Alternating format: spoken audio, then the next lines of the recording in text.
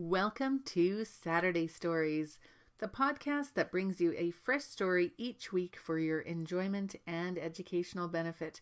I'm your host, Marina Gabor, co-founder of Summit Writing. Thank you for joining me for this episode, where we'll be enjoying Giovanni Boccaccio's story, Federigo's Falcon, a story about a mother who humbles herself to ask for a gift, and the gift giver who gives up everything for the woman he loves, only to find out that he'd sacrificed the very gift she desired. In this story, I invite you to listen for 3 chocolate words. We call them chocolate words because they are delicious words that enrich a story. First, we have dire, requiring immediate action. Also listen for enormously, very great in size or amount. And finally, anguish, extreme suffering, grief, or pain. So quick. Grab a pen, jot down the chocolate words. Number 1, dire. Number 2, enormously. And number 3, anguish.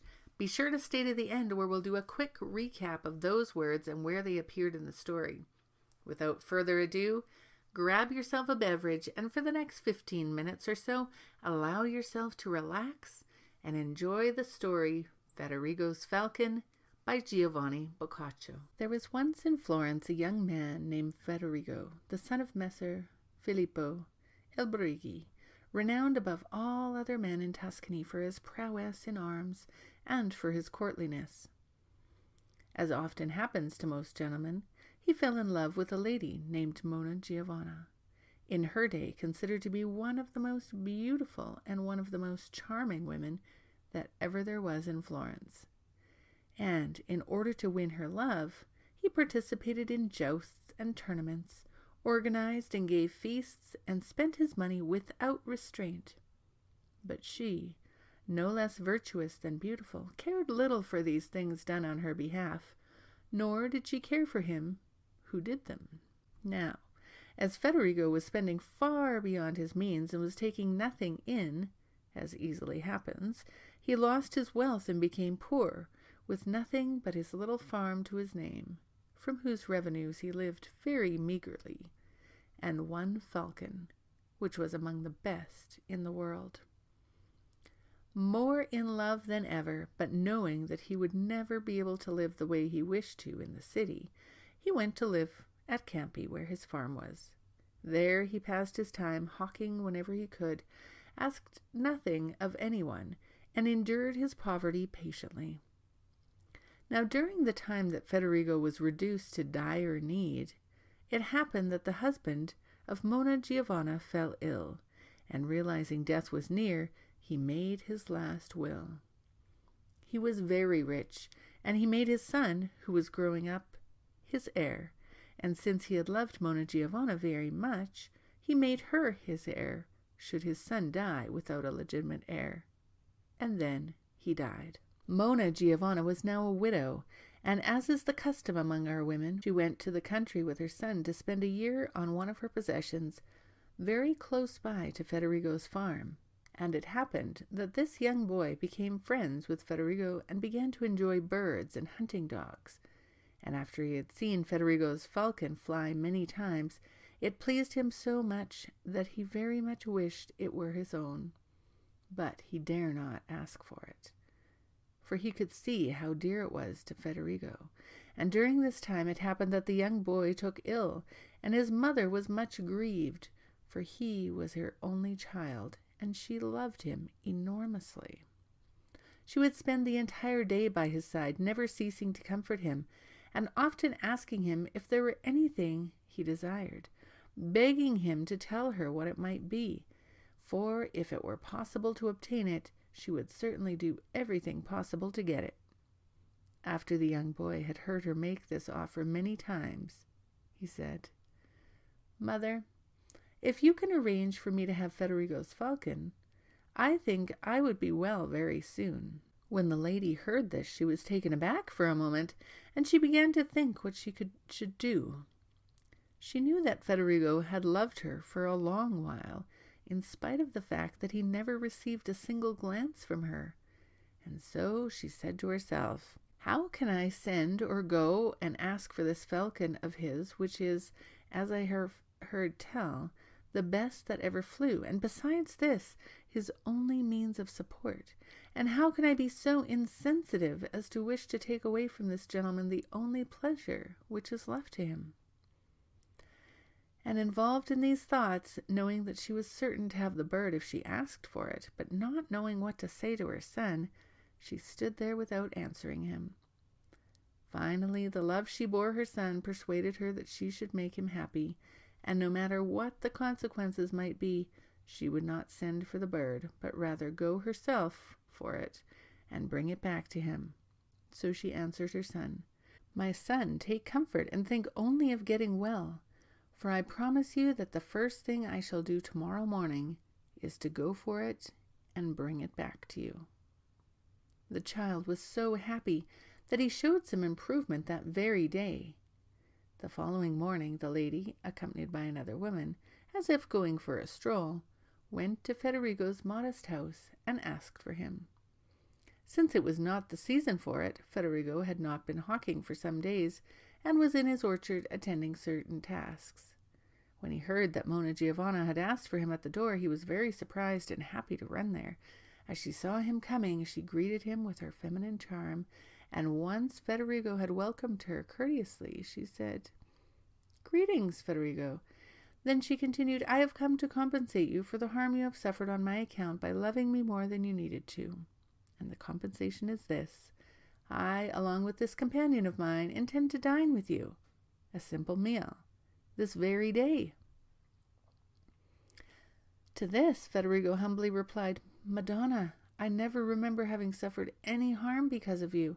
On the contrary, so much good have I received from you that if ever I have been worth anything, it has been because of your merit and the love I bore for you.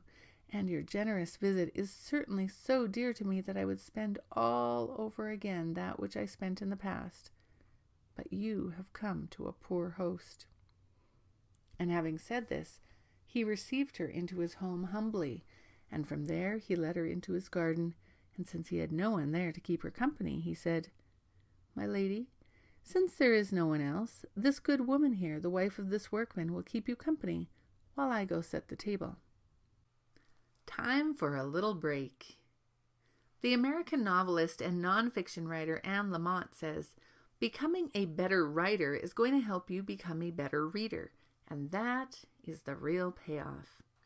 This is backed up by research done by Graham and Herbert in 2011. They studied this reading-writing connection and found evidence that high-quality writing instruction can improve your reading comprehension, reading fluency, and word-solving skills. That's why we do Saturday stories at Summit Writing.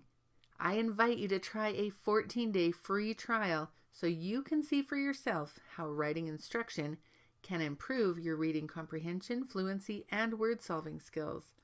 Go to summitwriting.net and sign up for your free trial today. Now, let's get back to our story. Though he was very poor, Federigo until now had never before realized to what extent he had wasted his wealth. But this morning, the fact that he found nothing with which he could honor the lady for the love of whom he had once entertained countless men in the past gave him cause to reflect. In great anguish, he cursed himself and his fortune, and, like a man beside himself, he started running here and there, but could find neither money nor a pawnable object. The hour was late, and his desire to honor the gracious lady was great, but not wishing to turn for help to others, not even to his own workmen, he set his eyes upon his good Falcon, perched in a small room, and since he had nowhere else to turn, he took the bird, and finding it plump, he decided that it would be a worthy food for such a lady. So without further thought, he wrung its neck and quickly gave it to his servant girl to pluck, prepare, and place on a spit to be roasted with care. And when he had set the table with the whitest of tablecloths, a few of which he still had left, he returned with a cheerful face to the lady in his garden, saying that the meal he was able to prepare for her was ready. The lady and her companion rose, went to the table together with Federigo, who waited upon them with greatest devotion, and they ate the good Falcon without knowing what it was they were eating. And having left the table and spent time in pleasant conversation, The lady thought it now time to say what she had come to say, and so she spoke these kind words to Federigo. Federigo, if you recall your past life and my virtue, which you perhaps mistook for harshness and cruelty, I do not doubt at all that you will be amazed by my presumption when you hear what my main reason for coming here is. But if you had children through whom you might have experienced the power of parental love, it seems certain to me that you would, at least in part, forgive me. But just as you have no child, I do have one, and I cannot escape the common laws of other mothers. The force of such laws compels me to follow them against my own will and against good manners and duty, and to ask of you a gift, which I know is most precious to you. And it is naturally so, since your extreme condition has left you with no other delight, no other pleasure, no other consolation, and this gift is your falcon, which my son is so taken by that if I do not bring it to him, I fear his sickness will grow so much worse that I may lose him. And therefore I beg you, not because of the love you bear for me, which does not oblige you in the least, but because of your own nobility, which you have shown to be greater than that of all others in practicing courtliness, that you would be pleased to give it to me, so that I may say that I have saved the life of my son by the means of this gift, and because of it I have placed him in your debt forever. When he heard what the lady requested, and knew that he could not oblige her since he had given her the falcon to eat, Federigo began to weep in her presence, for he could not utter a word in reply. The lady at first thought his tears were caused more by the sorrow of having to part with the good falcon than by anything else, and she was on the verge of telling him that she no longer wished it. But she held back and waited for Federigo's reply after he stopped weeping, and he said, "My lady, ever since it pleased God for me to place my love in you, I have felt that fortune has been most hostile to me in many things, and I have complained of her. But all this is nothing compared to what she has just done to me, and I must never be at peace with her again, thinking about how you have come here to my poor home, where while it was rich you never deigned to come, and you requested a small gift, and fortune worked to make it impossible for me to give it to you. And why this is so I shall tell you briefly. When I heard that you, out of your kindness, wished to dine with me, I considered it fitting and right, taking into account your excellence and your worthiness, that I should honor you according to my possibilities with a more precious food than that which I usually serve to other people. Therefore, remembering the falcon that you requested and its value, I judged it a food worthy of you, and this very day you had it roasted and served to you as best I could. But seeing now that you desired it in another way, my sorrow in not being able to serve you is so great that I shall never be able to console myself again." And after he had said this, he laid the feathers, the feet, and the beak of the bird before her as proof. When the lady heard and saw this, she first reproached him for having killed such a falcon to serve a meal to a woman. But then to herself she commended the greatness of his spirit, which no poverty was able or would be able to diminish. Then, having lost all hope of getting the falcon, and perhaps because of this, of improving the health of her son as well, she thanked Federigo both for the honor paid to her and for his good will, and she left in grief and returned to her son. To his mother's extreme sorrow, either because of his disappointment that he could not have the falcon, or because his illness must have necessarily led to it, the boy passed from this life only a few days later. After the period of her mourning and bitterness had passed, the lady was repeatedly urged by her brothers to remarry, since she was very rich and was still young, and although she did not wish to do so, they became so insistent that she remembered the merits of Federigo and his last act of generosity, that is, to have killed such a falcon to do her an honor, And she said to her brothers, I would prefer to remain a widow, if that would please you. But if you wish me to take a husband, you may rest assured that I shall take no man but Federigo degli Alberighi. In answer to this, making fun of her, her brothers replied, You foolish woman, what are you saying? How can you want him? He hasn't a penny to his name. To this she replied, My brothers, I am well aware of what you say, but I would rather have a man who needs money than money that needs a man. Her brothers, seeing that she was determined and knowing Federigo to be of noble birth, no matter how poor he was, accepted her wishes and gave her in marriage to him with all her riches. When he found himself the husband of such a great lady, whom he had loved so much, and who was so wealthy besides, he managed his financial affairs with more prudence than in the past, and lived with her happily the rest of his days. Did you hear the chocolate words in the story? Dire. Now, during the time that Federigo was reduced to dire need, it happened that the husband of Mona Giovanna fell ill, and realizing death was near, he made his last will. Enormously. And during this time, it happened that the young boy took ill, and his mother was much grieved, for he was her only child, and she loved him enormously.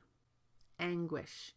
In great anguish, he cursed himself and his fortune, and, like a man beside himself, he started running here and there, but could find neither money nor a pawnable object. If you'd like to read this story and explore the passages with these chocolate words, click on the link in the show notes, sign up to join the Summit Reading Challenge. You'll get a new challenge each month and a story delivered to your inbox each week. Thank you for joining me for Saturday Stories. If you enjoyed this episode, please give it a like and click subscribe so you'll be the first to know when a new episode is released.